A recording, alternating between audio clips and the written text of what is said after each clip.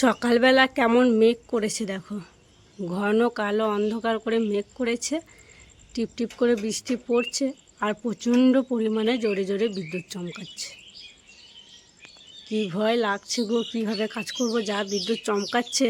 মানে বৃষ্টিটা অতটা পড়ছে না, কাজ করা যেতে পারে, তবে বিদ্যুৎটা খুব জোরে জোরে চমকাচ্ছে।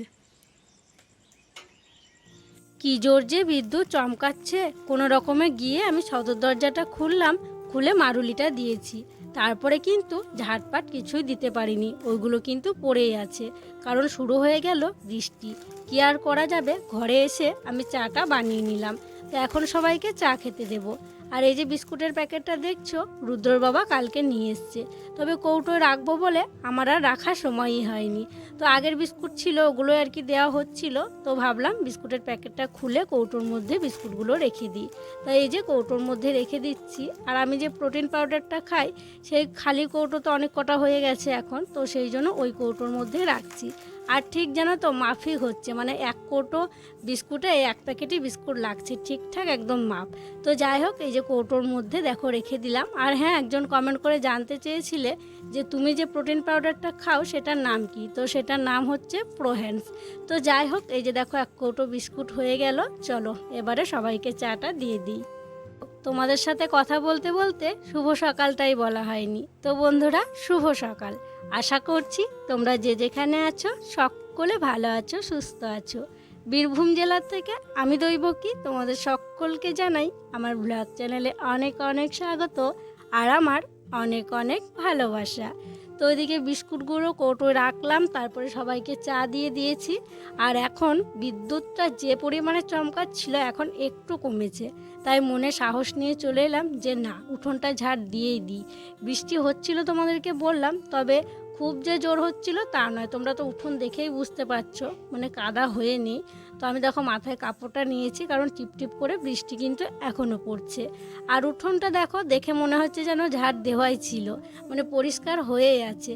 কারণ কি বলো তো, কালকে বিকেলবেলা ঝাড়টা না অনেকটা দেরিতেই দেওয়া হয়েছিল, বলতে পারো ও সন্ধ্যার কিছুক্ষণ আগেই দেওয়া হয়েছিল। তো সেই কারণে পাতা পড়েইনি, মানে বাতাসটাও নেই, বৃষ্টি হচ্ছে বিদ্যুৎ চমকাচ্ছে ঠিকই আছে, তবে বাতাস নেই বলে অতটাও আর কি উঠোনটা নোংরা হয়নি।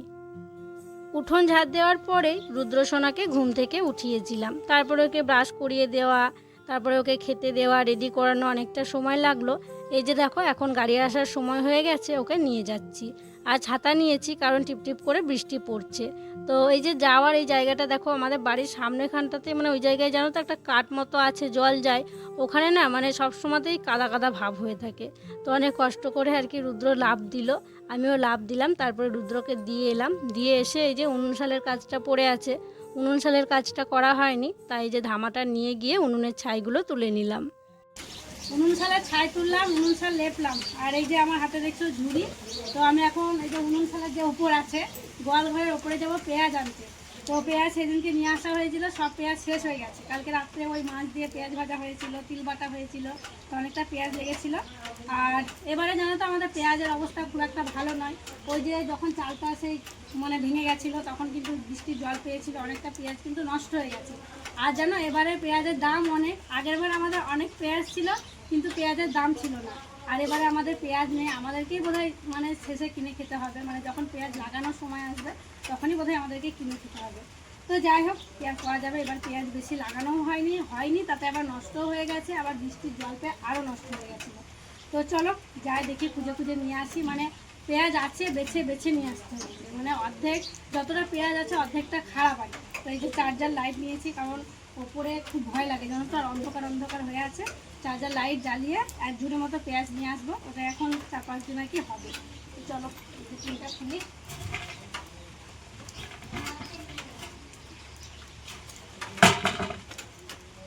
এই যে দেখো সিঁড়ি, এই সিঁড়ি বেয়ে ওপরে যাব। আর অনেকে কমেন্ট করে বলো যে তোমাদের উনুন শালে যে সিঁড়িটা দেখা যায় সেটা দেখিও। আগে অবশ্য দেখিয়েছিলাম, আবারও পরে কমেন্ট এসেছিলো, তবে দেখানো হয় না। পেঁয়াজ নামিয়ে আনাটা আর কি রুদ্রর বাবাই বেশিরভাগ করে। তো চলো আজকে আমি যাই। এই যে ঘুটে আছে দেখো, বস্তায় ঘুটে আছে সিঁড়িতে, আর এই যে ঝুড়িতে আছি, এটাকে প্রক্রিয়া আমাকে দিতে হবে।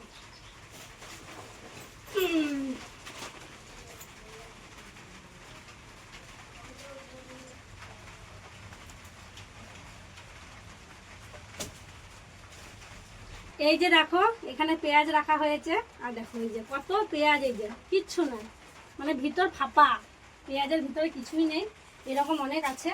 তো এই যে আমি ঝুড়ি নিয়ে এসেছি, আর এই যে পেঁয়াজ ভালো ভালোগুলো টিপে টিপে দেখবো, আর টিপে টিপে দেখে ভালো ভালো শক্ত শক্তগুলো নিয়ে নেব। আর বৃষ্টি পড়ছে, শব্দ তো শুনতেই পাচ্ছ, টিনের শব্দ হচ্ছে। আর এই যে কাছে কিন্তু টিন আছে, গোয়াল ঘরে যে টিনটা দেওয়া আছে ওই টিনটা সব চেপে বসে গেছে, যে বৃষ্টির জল পেলো না, সব চেপে বসে গেছে পেঁয়াজগুলো। আজকে মুড়ি খাবার জন্য করছি বরবটি কলাই সিদ্ধ, আর বরবটি কলাই সিদ্ধর সঙ্গে যদি একটু লঙ্কা পেঁয়াজ বাটা হয় তাহলে তো জমে যায়, তোমাদেরকে আগেই বলেছি। তো এদিকে আমি একটু আদা, তারপরে রসুন, লঙ্কা, পেঁয়াজ একসঙ্গে বেটে নিয়েছি, সেটাকেই গরম করছি। তো এই যে হচ্ছে আমাদের আজকের মুড়ি খাবার বরবটি কলাই সিদ্ধ, আর এখানে আছে শসা কাটা, এখানে লঙ্কা পেঁয়াজ বেটেছি দিয়ে তাতিয়েছি, মানে গরম করেছি, আর এখানে আছে রসগোল্লা, এই দিয়েই মুড়ি খাওয়া হবে।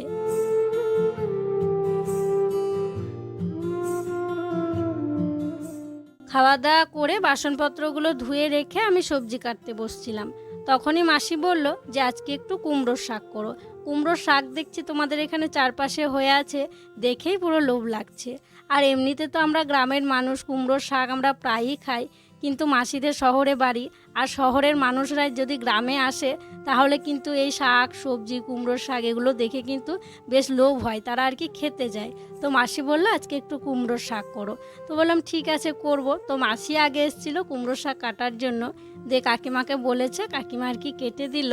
তো আমার মনে হলো পাতাটা একটু কম কম লাগছে, যদি রান্না করি ডাটা কটায় দাঁড়াবে, পাতা দাঁড়াবে না। দিয়ে আবার এই দিক থেকে কাকিমা বলল কয়েকটা পাতা নিয়ে নাও, দিয়ে দেখো এই যে এখান থেকে কিন্তু পাতাগুলো নিয়ে নিচ্ছি। তারপরে কাকিমা এটাও বলল শুধু কুমড়োর শাকের চেয়ে একটু সজনে শাক দেবে, তাহলে বেশ নরম হবে। তো সেই জন্য আমাদের এই যে সজনে গাছের এখানে চলে এলাম সজনের শাক নেওয়ার জন্য। তবে সজনের গাছে এত শুয়োপোকা লেগেছে তোমাদেরকে কি বলবো, সেই দিনকে তো বলছিলাম আমার পায়ে লেগে চুলকাচ্ছিল হাঁটুর ওখানে। তো পাতাগুলো দেখো কেমন ঝরে ঝরে গেছে, শুয়োপোকা লেগেছে সেই জন্য। তো ওখান থেকে আমি বেশি নিইনি, ওই কয়েকটা ডাল, 4টে হয়তো হবে, ওই মানে নিয়ে নিয়েছি সজনের শাক। আর সেই দিনকে তোমরা আমার শুয়োপোকা লেগে যে চুলকাচ্ছিল, তোমরা অনেকেই বলেছো এটা লাগাও ওটা লাগাও। তো সত্যি গো, এই যে আমি জানতে চেয়েছিলাম তোমাদের কাছ থেকে যে শুয়োপোকা লাগলে কি করলে জ্বালাটা কমবে, শুংশুঙিটা কমবে, তো তোমরা অনেক অনেক কমেন্ট করেছো। সত্যি গো আমার খুব ভালো লেগেছে, যে সত্যি তোমাদের কাছে একটা জিনিস জানতে চাইলাম, তোমরা ভালোবেসে আমাকে জানিয়েছো, আমার খুব ভালো লেগেছে। সজনের শাক তো পারলাম, তারপরে তোমরা দেখলে যে চালার সাইডে যে জঙ্গল ঝোড়টা হয়ে আছে, ওখানে কিন্তু অনেকগুলো কুমড়োর লতা হয়েছিল, তো ওখান থেকে আমি কয়েকটা কুমড়ো পাতাও নিয়ে এলাম। তারপরে এদিকে মাসি কুমড়োর পাতাগুলো একটু বেছে দিল, তারপরে আমি কেটে নিলাম। দিয়ে এখন এই যে কুমড়োর শাক তো একটু নরম করতে হবে হাতে ধেসে ধেসে, তো আমি সেটাই করছি, শাকটাকে একটু নরম করছি। দেখো হাতে এই যে কচলে কচলে নরম করছি। তো এখন দেখো প্রায় নরম হয়ে গেছে, ঝুড়ির মধ্যে তুলে নিচ্ছি। আর ওইদিকে মাসি সজনের শাকটা বেছে দিচ্ছে। তো শাকটা বাছা হয়ে যাবে, তারপরে কিন্তু আমি উনুনটা ধরাবো। এখন উনুনটা ধরাতে যাচ্ছি না, কারণ তরকারি পাতি কিছু রেডি করা নেই। তো শাকটা কাটা হোক, তারপরে তখন গিয়ে উনুনটা ধরাবো, একদিকে ভাত একদিকে শাকটা বসিয়ে দেব। এই যে এদিকে হচ্ছে ভাত, ফুটে ওঠেনি এখনও, ফুটো ফুটো হয়ে আছে। আর এদিকে হচ্ছে মুগের ডাল, কালকে করেছিলাম মসুরির ডাল, আজকে করছি মুগ ডাল। ডালটা বসিয়েছি অনেকক্ষণ আগেই, তলে আবার দেখছি ধরে ধরে গেছে। সিদ্ধ করে নিয়েছিলাম প্রেসার কুকারে, দিয়ে যে কড়াইয়ে তুলে দিয়েছি, লেগে লেগে গেছে দেখছো। একটু আমি ওইদিকে গেছিলাম, নাড়াচাড়া করা হয়নি, দিয়ে লেগে লেগে গেছে। একটু টকবক করে ফুটিয়ে নিলেই নামিয়ে নেব, ফুটলেই আর কি নামিয়ে নেব। মানে জালটা ভালো জ্বলছে না, এদিকটাই যাচ্ছে না, দেখছো তো, সেই জন্য ভালো টকবক করে ফুটছে না। আর এদিকে প্রেসার কুকারে এসে কালকে যেমন টক করেছিলাম কচু দিয়ে, আলু দিয়ে, বড়ি দিয়ে, মাছ দিয়ে, তো আজকেও সেই টক করব। একটু আগে জানো তো রুদ্র এসেছিল অনুসারে, দিয়ে রুদ্র এসে বলছে মা কালকে যা তরকারি করেছিলে আজকেও তাই তরকারি, প্রত্যেক দিনকে এক তরকারি ভালো লাগে, তাই বলছে। তো আমি বলছি কি আলাদা আলাদা তরকারি করব, আজকে তাহলে চিকেন করতে হতো না, চিকেন না, তো একই তরকারি করবো প্রত্যেক দিন, তাই বলছে। কড়াইটাকে এই সাইডে বসালাম আর হাঁড়িটাকে ওই সাইডে বসিয়ে দিলাম। তারপরে দেখো মাছ ভাজতে শুরু করেছি।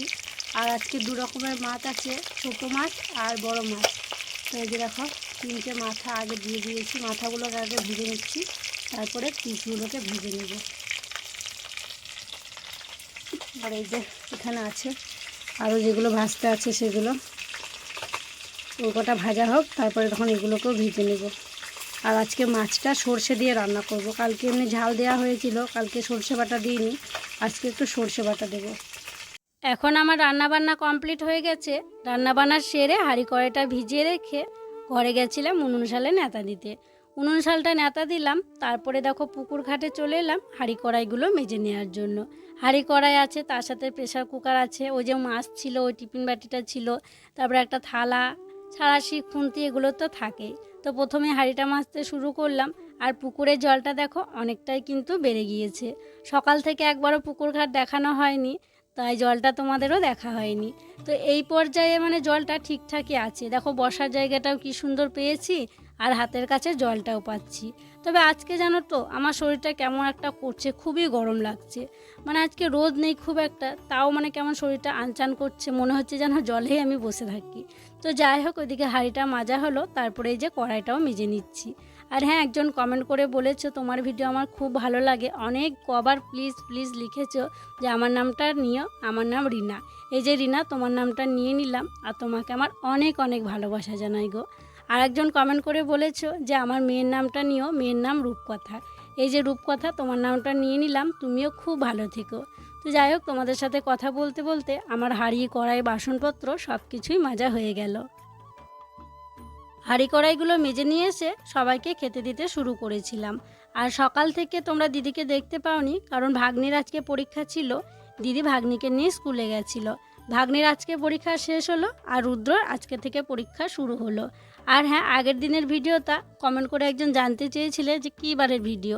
তবে আমি ভিডিও শুরুতেই বলেছিলাম রবিবারের ভিডিও, রুদ্র বাড়িতে আছে রবিবার বলে। আর আজকে হচ্ছে সোমবার, এটা হচ্ছে সোমবারের ভিডিও। বন্ধুরা, আজকে যে আমার সাথে কি হচ্ছে কিছুই বুঝতে পারছি না।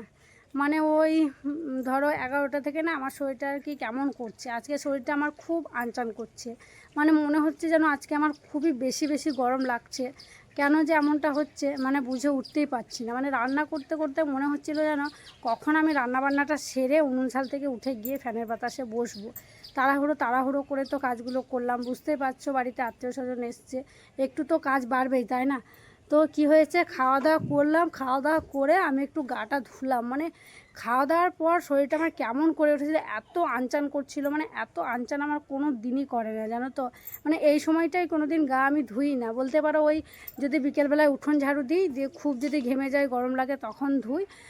আর সন্ধ্যা জ্বালার আগে আর কি ধুই, মানে সময় সময়। এখন তো ডাক্তারে আমার বারণ করেছে বেশি জল ঘাটাঘাটি, তারপরে গা ধোয়া 2বার 3বার করে তো যাবে না। তো সেই কারণে এখন তো বিকেলে গা ধোয়া ছেড়েই দিয়েছি, এখন আমার ওষুধ চলছে। তবে আজকে না আমি একদমই থাকতে পারছিলাম না, এত শরীর আনচান করছিল, মনে হচ্ছিল যেন ঠান্ডায় জলে ডুবে বসে থাকি। তো গাটা ধুয়ে এখন বেশ আরাম লাগছে। আর এই যে কাপড়গুলো এদিকে মেলে দিলাম, আজকে তো আর শুকাবে না, ঘরে নিয়ে গিয়ে দিতে হবে খাটে, তাহলে শুকিয়ে যাবে। কেন যে আজকে এমনটা হচ্ছে বুঝতে পারছি না। হয়তো একা হাতে সকাল থেকে মানে তাড়াহুড়ো করে কাজগুলো করছি, আর বাড়িতে আত্মীয় স্বজন আছে, একটু তাড়াহুড়োর মধ্যে দিয়ে করছি, তো সেই জন্য বোধহয় এমনটা হচ্ছে। তো যাই হোক, চলো এখন একটু ফ্যানের বাতাসে গিয়ে শোবো, তাহলে যদি একটু আরাম লাগে। মানে খুবই খারাপ করছে শরীর, খুবই আনচান করছে। এইমাত্র হয়ে গেল প্রচন্ড জোর বৃষ্টি। তো এইমাত্র বৃষ্টিটা ছাড়লো, মানে খুব জোর বৃষ্টি হলো গো। আর এই যে বৃষ্টিটা হবে বোঝাই যাচ্ছিল না, মানে মেঘ করেনি, আচমকা একদম বৃষ্টি চলে এসছে। আর বৃষ্টির সন্ধ্যা, এই যে আমার হাতে দেখছো খাসির মাংস। তো মাসিরা তো কালকে এসছে, মাসি মেশো, মাংস তো করা হয়নি। তো এই যে মাংস নিয়ে আসা হয়েছে। তো আমরা কি জানো তো ভাবছিলাম মাংসটা কালকে রান্না করবো, মানে কালকে রুদ্র বাবা নিয়ে আসবে, কালকে খাওয়া দাওয়া করে মাসিরা বাড়ি চলে যাবে। কি হয়েছে, আজকে বিকেল বেলাতেই মাসি শাড়ি পরে রেডি বাড়ি যাওয়ার জন্য। যে আমরা বলছি না, খাওয়া দাওয়া তো তেমন কিছু হলোই না, চলে গেলে হবে, অনেকদিন পর এলেন, এরকমটা শুনবো না। তো মাসিকে বোঝানো হলো, মাসির মানে মন চাইছে থাকতে দিদির কাছে, বুঝতেই পারছো। তবে মেসো সেই চলে যাবো করছে, তো অনেক বোঝানো হয়েছে, দিয়ে ওদেরকে আর কি থাকা করিয়েছে আমরা। তো তারপরে এই যে খাসির মাংস নিয়ে আসা হয়েছে। আর বলতে পারো এই প্রথমবার, আমি জীবনে প্রথমবার আজকে আমি খাসির মাংস রান্না করব। আমি তো খাসির মাংস খাই না, আর আমাদের বাড়িতে হয় না বললেই চলে। তোমরা তো আমার এত দিন থেকে ভিডিও দেখছো, তোমরা আমার কোনোদিন খাসির মাংস রান্না করা দেখেছো? আর আমাদের বাড়িতেও কি হওয়া দেখেছো? তবে আমার মনে পড়ে আমাদের বাড়িতে একবার খাসির মাংস হয়েছিল, তখন আমি রান্না করিনি, আর ভিডিও তখন করতাম না, কেমন অতটা খেয়াল পড়ছে না। তবে একবার খাসির মাংস আর কি হয়েছিল। তো যাই হোক, আজকে হবে স্পেশাল কিছু খাসির মাংস। এই বৃষ্টি ভেজা সন্ধ্যায় আমি রান্না করব। এদিকে ভাতটা অনেকক্ষণ আগেই বসিয়ে দিয়েছি, তারপরে ফুটে উঠেছিল, দিয়ে আবার গ্যাসটা বন্ধ করে দিলাম। মানে কি বলতো, ভাত ফুটে যাবার পর যদি বন্ধ করে কিছুক্ষণ রাখা হয়, তারপরে ঢাকনাটা খুলে যখন দেখবো ভাত ভাত হয়ে গেছে, মানে নামানোর ঠিক পর্যায়ে চলে এসছে, তখন আরেকটু গ্যাসটা জ্বালিয়ে ফুটিয়ে নেব, দিয়ে নামিয়ে নেবো। তো আজকে এইভাবেই রান্না করছি, আর কালকে এমনি করেছিলাম, মানে গ্যাস বন্ধ করিনি। তো কি বলতো, এইদিকে হাঁড়িটা প্রথমে ছিল, পাল্টাপাল্টি করতে গিয়ে বন্ধই হয়ে গেল, কমাতে গিয়ে দিয়ে আর জ্বালালাম না। আর এদিকে কড়াই বসিয়েছি, আর এই যে কেটে নেওয়া হয়েছে আলু খাসির মাংসতে দেওয়ার জন্য। তো অনেকেই আবার বলবে খাসির মাংসতে আলু দিচ্ছ, তবে তোমাদেরকে তো আগেও বলেছি যে আমাদের বাড়িতে যে কোনো মাংস হলেই মানে আলুটা চাই আর কি। তো এখন চলো আলুগুলো ভেজে নিই।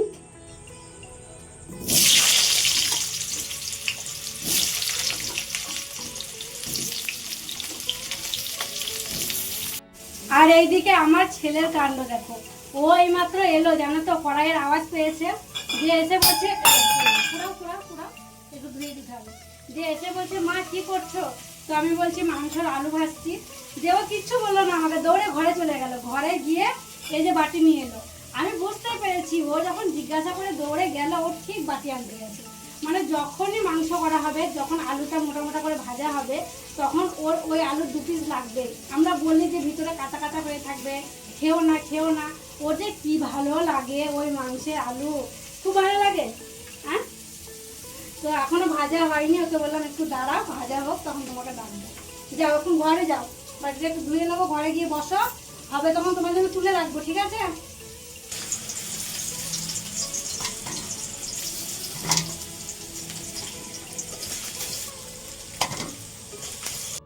আলুগুলো ভেজে তুলে নিয়েছি, আর হ্যাঁ অবশ্যই রুদ্রকে 2 পিস আলু দিয়েছি। তারপরে আমি মাটনটা রান্না করতে শুরু করেছি। তো কড়াইয়ে তেল দিয়েছিলাম, তেলটা গরম হওয়ার পর সামান্য একটু চিনি দিয়েছিলাম। আগে আমার চিনি দেওয়া দেখে বেশ অনেক কজন কমেন্ট করে বলেছিলে যে তেলের ওপরে চিনি কেন দাও। তো তেলের ওপরে যদি চিনি দিই তাহলে কি হয় জানো তো, মাংসের কালারটা খুব সুন্দর হয়। চিনিটা দেওয়ার পর কিছু গোটা গরম মশলা দিয়েছিলাম। তো তারপরে কিন্তু তেজপাতা, পেঁয়াজ কুচি, কাঁচা লঙ্কা কুচি, একটু জিরে ফোড়ন, শুকনো লঙ্কা ফোড়নও দিয়েছিলাম। তারপরে পেঁয়াজটা ভাজা হয়ে যাওয়ার পর এই যে মশলা দিয়ে দিলাম। আর এখানে আমি একসঙ্গে পেস্ট করে নিয়েছিলাম আদা, রসুন, জিরে, লঙ্কা, পেঁয়াজ সব কিছু একসঙ্গে পেস্ট করে, লঙ্কাও দেওয়া ছিল, তো সব কিছু পেস্ট করে এই যে দিয়ে দিলাম। তারপরে এই যে লবণ দিলাম আর হলুদ দিলাম। এবারে ভালো করে মশলাটাকে মানে ভালো করে কষিয়ে নেব। আর হ্যাঁ, তোমরা দেখো আমাদের বাড়িতে খাসির মাংস হয়ই না বলতে গেলে চলে। তোমাদেরকে তো আগেই বললাম, এই প্রথমবার বোধহয় হচ্ছে, আগে একবার অনেক দিন আগে হয়েছিল। তো কি বলো তো, মা না খেতে চাইছিল, মাকে সেদিন কি কথা হলো আমাদের খাসির মাংস করে নিয়ে আর কি। তো মাকে জিজ্ঞাসা করা হয়েছিল মা খাবেন, তো মা বলেছিল হ্যাঁ খাবো। তো সেই কারণে রুদ্র বাবাকে বললাম, মা যখন বলছিল খাবে আর মাসিরাও এসছে, তখন তাহলে আজকে আর চিকেন আনতে হবে না, তাহলে মাটনই নিয়ে এসো। তো সেই জন্য আর কি মাটন নিয়ে এসছে। তো এই যে আমি এখন রান্না করছি। আর তোমাদেরকে তো বিকেলবেলাতেই বললাম আমার শরীরটা এত আনচান করছে, আজকে কি বলবো। তো সত্যি এই যে দাঁড়িয়ে দাঁড়িয়ে রান্না করছি, এত গরম লাগছে, শরীরটা যেন কেমন কেমন আর কি করছে। তো যাই হোক, এদিকে তো আমি কষাচ্ছি, ঢাকা চাপা দিয়ে ভালো করে মাংসটাকে কষিয়ে নিচ্ছি। জানি না কেমন হবে, প্রথমবার রান্না করছি। আর ঢাকা দিচ্ছি বলে একটু একটু জল বের হচ্ছে, যতক্ষণ না জলটা শুকোবে ভালো করে কষা হবে ততক্ষণ কষিয়েই যাব। ওইদিকে তো আমার মটন কষানো হচ্ছে, আর এদিকে দেখো আমি একটু সসপ্যানে করে জল বসিয়ে দিয়েছি, আর তাতে গরম মশলা দিয়ে দিচ্ছি, গরম মশলা গুঁড়ো দিচ্ছি। তো আমি যে মাংসটা রান্না করব তাতে কিন্তু মানে এই গরম জলটাই দেব, মানে কষানো হয়ে গেলে তো প্রেশার কুকারেই দেব। তো প্রেশার কুকারে দেওয়ার পর তখন এই গরম জলটা দিয়ে দেব। আর যে কোনো মাংসতে গরম জল দেওয়াটাই ভালো, তবে আমার দেওয়া হয় না জানো তো। তো মানে চিকেন রান্না করি তখন দিই না আর কি, তবে আজকে মাটন রান্না করছি, মাটনে কিন্তু এই গরম জলটাই দেব। তো যাই হোক, চলো আরেকবার দেখি কেমন হয়েছে কষানোটা। এই যে দেখো, এবার কিন্তু ঠিকঠাক হয়েছে, মানে তেল ছেড়ে দিয়েছে, আর একটুও দেখো জল বেরোচ্ছে না, একদম শুকনো শুকনো কষানো হয়ে গিয়েছে। তো এবার আমি নামিয়ে নেব, দিয়ে প্রেশার কুকারের ভেতরে মাংসটাকে ভরে দেব। আর খাসির মাংস দেখবে খুব শক্ত হয়, এমনিতেই বাবার দাঁতের সমস্যা আছে, দাঁতে শক্ত জিনিস চিবাতে পারে না, তো সেই কারণে একটু নরম হলেই ভালো, আর মায়েরও সুবিধা হবে নরম নরম হলে। আর কড়াইয়ে করতে গেলে অনেকটা সময়ও লেগে যাবে, তো সেই কারণে প্রেশার কুকারে দিয়ে দিচ্ছে। এই যে দেখো কষানো হয়ে গেছে, আলুগুলো দিয়ে দিয়েছি, আলুগুলো দেওয়ার পর সামান্য একটু কষিয়ে নিয়েছি, এবারে দিয়ে দিলাম। এবারে গরম জলটা দিয়ে দেব, তারপরে ঢাকনা লাগিয়ে ওই 3টে মতো সিটি দেব, তাহলে রেডি হয়ে যাবে আজকে আমার এই মাটন রান্নাটা। এই যে দেখো আমাদের লাল লাল খাসির ঝোল রেডি। এবার হচ্ছে টেস্ট করার পালা, তবে আমি তো খাবো না, রুদ্রর বাবাকে দিয়ে টেস্ট করাবো। গরম গরম দেখো ঝোল আর 1 পিস মাংস তুলে দিলাম রুদ্রর বাবাকে, এখন খেয়ে দেখবে কেমন টেস্ট হয়েছে। জীবনে প্রথমবার আমি খাসির মাংস রান্না করলাম, খেয়ে বলো কেমন লাগছে। লবণ ভালো লাগছে? লবণ লাগবে আর না, মানে যখন কষানো হচ্ছিল তখন একদম লবণ দিয়ে দিয়েছি। দারুণ। নুন বেশি হয়নি তো? না না, দেখো এত দাম দিয়ে কিনে নিয়ে এসে একে তো কোনোদিন মানে রান্না করিনি, মানে আনতে পারি না আর কি, আনা হয় না, তো নিয়ে আসা হয়েছে। এবার যদি লবণ হয়ে নষ্ট হয়ে যায় তরকারিটা কেমন লাগে বলো তো, ভয় ভয় করে অল্প করেই একটু লবণ দিয়েছি। মাংস দিয়ে যা পিস খাবো, তা এত গরম মাংসটা খেতে পাচ্ছি না। তুমি ঝোলটা না দারুণ হয়েছে। তোমরা তো শুনলেই রুদ্রর বাবার মুখে যে রুদ্র বাবা বলল খেতে বেশ ভালোই হয়েছে। তো গরম গরম মাটন রান্না করার পরেই দেখো এদিকে মাকে দিদি খাওয়াতে শুরু করলো, কারণ মাকে কিন্তু একটু আগেই খাইয়ে দেওয়া হয়, মানে 9টা বাজলেই মাকে খাইয়ে দেওয়া হয়। তো এদিকে দেখো মাকে দিদি খাইয়ে দিচ্ছে, আর রাত্রেবেলার আর বাইরে নিয়ে গেল না, এই ঘরের ভিতরে আর কি বিছানাতে আর কি খাইয়ে দিচ্ছে। তোমরা হয়তো কমেন্ট করে বলবে যে বিছানার উপরে খেতে নেই, তবে অসুস্থ কি করবে বলো, তো সেই কারণেই ঘরেই খাইয়ে দিতে হচ্ছে। তো যাই হোক, ওইদিকে তো দিদি মাকে খাওয়াচ্ছে, এদিকে দেখো আমি সবার জন্য ভাত বেড়ে নিয়েছি। এখানে রুদ্র, ভাগ্নি, রুদ্রর বাবা, তারপরে বাবা, মেসো সবাই বসেছে, আর সবাই খাওয়া দাওয়া করছে। আর আমি এই যে সিঁড়ির এখানে বসে আছি, দিয়ে বাবাকে জিজ্ঞাসা করছি কেমন হয়েছে রান্না, তো বাবা বলছে দারুণ হয়েছে। মানে সত্যিই গো, এই যে প্রথমবার খাসির মাংস রান্না করে মানে এতটা ভালো হবে আমি ভাবতেই পারিনি গো। সবাই খেয়ে ভালো বলবে, মানে সত্যি আমার খুব ভালো লাগছে। আমি তো নিজে টেস্ট করতে পারিনি, মানে আমি খেতে পারি না, তো আমি তো বুঝতে পারছি না কেমন হয়েছে না হয়েছে। তো এইদিকে মাসিকেও আমি জিজ্ঞাসা করলাম, মাসিও বললো যে ভালো হয়েছে। আর ওই যে দেখো ওইদিকে জামাইবাবু ঘরে খাচ্ছে, আর জামাইবাবুর ঘরে খাওয়া দেখে তোমরা কমেন্ট করে বলো যে জামাইবাবু কেন ঘরে খায়। জামাইবাবু সত্যি একটু লাজুক টাইপের, জানো তো, সবার সামনে খেতে একটু লজ্জা পায়, তো সেই জন্য জামাইবাবু ওই ঘরেই খায়। তো যাই হোক, ওদিকে ভাগ্নি দেখো খাওয়া দাওয়া করেছে, এখন ওই যে ওখানে একটু গাটা গড়া দেবে, দিদির খাওয়া দাওয়া হবে, তারপরে ওরা ওই যে চালা ঘরে শুতে চলে যাবে, আর আমাদেরও খাওয়া দাওয়া হবে, তারপরে বিছানাপত্র ঝাড়াঝুড়ি করা হবে, তারপরে আমরাও শুয়ে পড়বো। তো চলো তাহলে আজকের মতো এখানেই বিদায় নিচ্ছি গো। তোমরা সকলে ভালো থেকো, সুস্থ থেকো। আর যারা নতুন বন্ধু হয়ে আমার এই ভিডিওটি দেখছো তাদের কাছে একটি অনুরোধ করছি, আমার চ্যানেলটিকে সাবস্ক্রাইব করে আমার পাশে থেকো।